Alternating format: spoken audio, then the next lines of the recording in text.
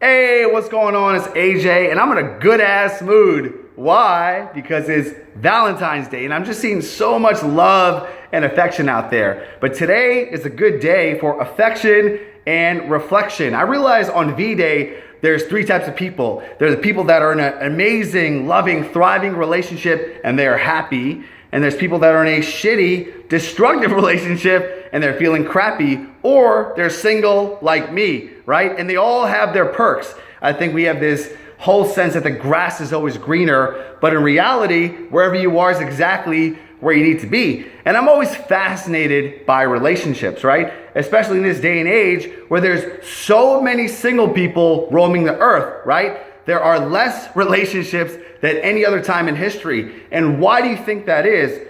Why do you think there are so few relationships and lots of single people, right? There's not a lot of families, childbirth is going down, all this stuff.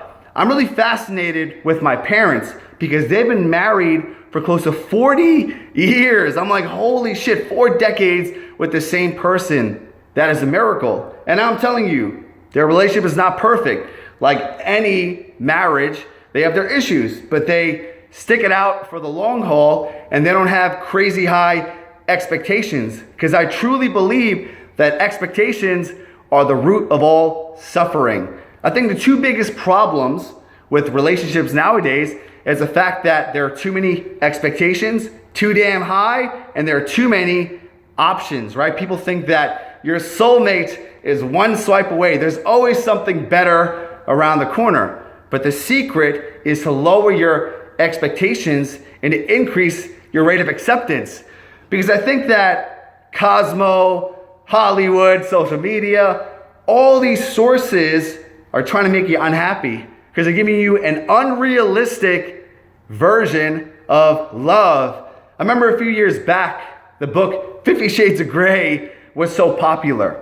Why was that book so popular? Because it gave people this heightened sense of the ideal relationship, right? I want a man who is tall, dark, handsome. He's a billionaire. He loves me. He loves to do poetry and cook and feminine shit, but at the same time, he worships me, right? Well, that is a figment of your imagination. I think it's being in a place of acceptance and not so much looking for the external qualities, but looking at the internal feelings, right? Because I've came to realize that everything on the external will start to wither away, right? Because if you're looking for a person who is fit and beautiful and has all these external qualities, well, age will make sure that doesn't last very long because we're all gonna get wrinkled and saggy and droopy at a certain point in time. So anything you worship on the external will always fade away.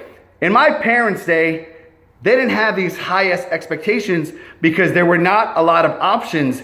You didn't have thousands of people in your zip code that you could pick from. You had a few people that you met in person and you saw them, right? So back in the day, it was like, if he doesn't beat me, he doesn't smoke crack, and he has most of his teeth, then that's good for me, right? But nowadays, you have all these damn expectations that are impossible to fulfill. Because the reality is that wherever you are is exactly where you need to be. Because I will tell you the truth about a friend of mine who basically wrote this long ass post last Valentine's Day, right? It was like this pompous post that I am in love.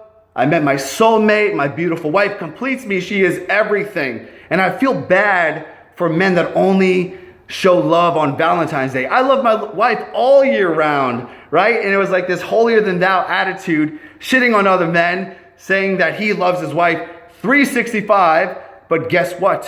6 months later, he cheats on her and they have a divorce. And then he writes this other long ass post that she wasn't the one, she was slowing him down, and now he's single and he's happy.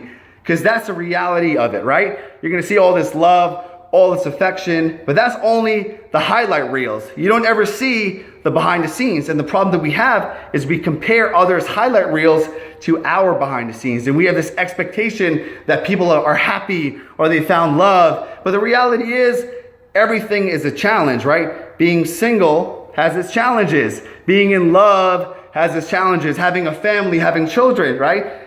Every element of it has its own set of problems.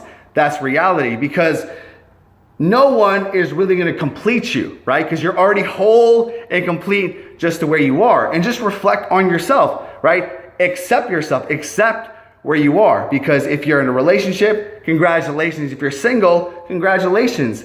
And that's the secret of life. Lowering your expectation and increasing your rate of acceptance. Because the more that you accept, the better that you feel. The more that you expect, the more that you suffer. So I'm just sending you lots of love, reflecting on your awesomeness, and keep in mind, right? The more that you accept, the less that you suffer. So wherever you are is exactly where you need to be, and celebrate yourself today.